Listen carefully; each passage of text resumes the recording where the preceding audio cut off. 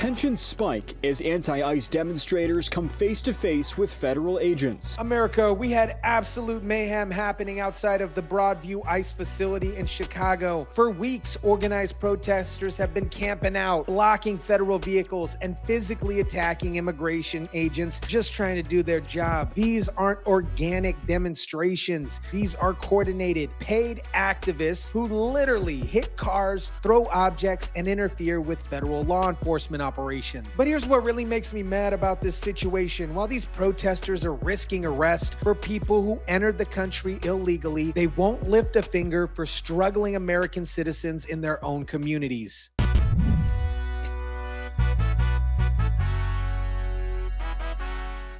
More clashes tonight outside the ICE processing center in West Suburban Broadview. And federal agents pushing back against demonstrators marching near the facility. What is up, guys? Tyson De La Cruz here. Thank you so much for rocking with me. This is exactly what happens when you have a weak Democratic leadership that encourages lawlessness while federal agents are just trying to enforce immigration law. Let me break down what's really happening in Broadview. These protesters aren't just holding signs and chanting. They're physically blocking federal vehicles, banging on car windows, and forcing ICE agents to deploy pepper balls and tear gas just to do their jobs. More than 100 people gathered earlier in the day calling for an end to President Trump's immigration crackdown in Chicago. Agents attempting to get by in vehicles were blocked by protesters who began banging on the windows of the car as it moved forward. In response, agents began firing pepper balls. Our crews on the ground also saw gas canisters tossed. Look at this footage. You can see protesters surrounding a federal immigration SUV, hitting the hood and screaming at the driver. The vehicle doesn't stop because these agents know they're dealing with an angry mob that's been camping out here for weeks. This isn't civil disobedience. This is criminal interference with federal law enforcement. ICE agents appeared to detain a protester Friday evening outside the Broadview ICE facility. Agents deployed tear gas to disperse the crowd. And when federal agents try to make arrests, they're forced to use chemical agents to disperse crowds that are becoming increasingly violent. These protesters are creating dangerous situations that put everybody at risk, including themselves. Here's what the mainstream media won't tell you. Real working Americans don't have time to camp out at federal facilities for weeks on end. These are professional protesters, many of whom likely being paid to be there. You don't see this level of sustained organization without serious funding and coordination. We're at the intersection of 25th and Harvard here in Broadview. What you're taking a live look at right now is essentially a standoff between these federal immigration agents and demonstrators who've been here since 5 o'clock in the morning. An Army veteran has been demonstrating here for weeks, saying this is what standing up for democracy looks like. But let me ask you something. Where is this same energy when American veterans are sleeping on the streets? Where is this passion for homeless Americans or victims of crimes in Chicago? Army veteran Roger Lonergan has demonstrated here for weeks. Lonergan says he's serving his country once again, not in the military, but alongside these protesters. These people will risk criminal records and arrests for illegal immigrants they don't even know, but they won't spend 5 minutes volunteering at a homeless shelter or helping struggling American families in their own neighborhoods. What's absolutely infuriating is watching the level of commitment these protesters have for people who broke our immigration laws. They're out here in all weather, getting arrested, facing criminal charges, all to protect people who entered the country illegally. Tensions spike as anti-ICE demonstrators come face-to-face with federal agents.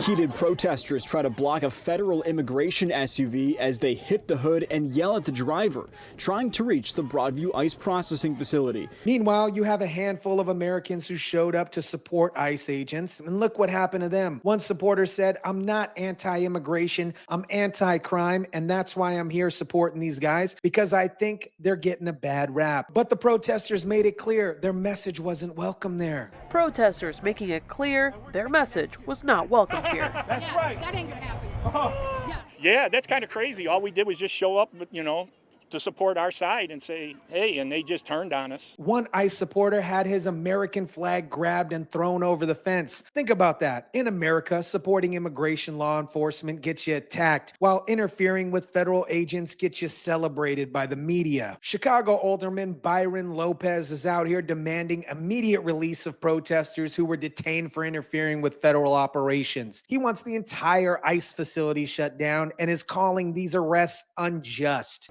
Chicago Alderman Byron Lopez says at least 2 protesters were detained by ICE. He's calling for their release. But here is my question for Alderman Lopez. What about American citizens in your district who are victims of crimes committed by people who shouldn't even be in this country? Where's your outrage for them? Where is your demand for justice for American families? We see people being detained unjustly. We are here quickly responding, supporting them because they support us. We demand the immediate release of our neighbors and the stop of operations here of ICE in our state and our city. Even the Broadview Village Mayor, Katrina Thompson, is attacking federal agents, sending a letter to Homeland Security titled "War on Broadview Must Be Stopped." She's complaining about tear gas and pepper spray being used against people who are literally attacking federal vehicles. What these politicians and protesters don't understand or don't care about is that they're creating extremely dangerous situations. We've already seen attacks on federal facilities, including the Dallas ICE incident, where a sniper killed 2 people. Federal agents installed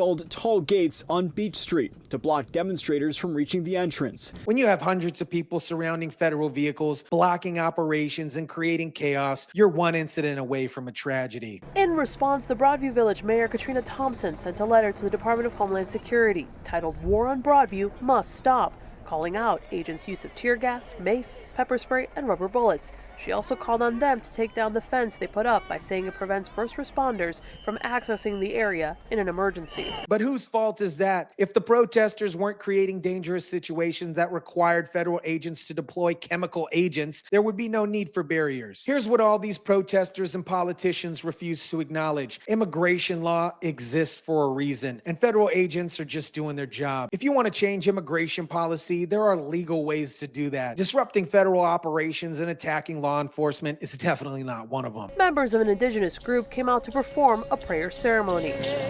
I'm here because I feel compromised with my community. I feel the pain, I feel that everything that they're passing through. These protesters represent a broader problem where certain groups believe they can ignore laws they don't like and face no consequences. But that's not how a functioning society operates. You can't have different rules for different people based on their political beliefs. The woman who said she supports people following immigration rules got it exactly right. If you want to be in America, follow the process. If you don't like the process, work to change it legally. Don't expect Americans to tolerate interference with law enforcement.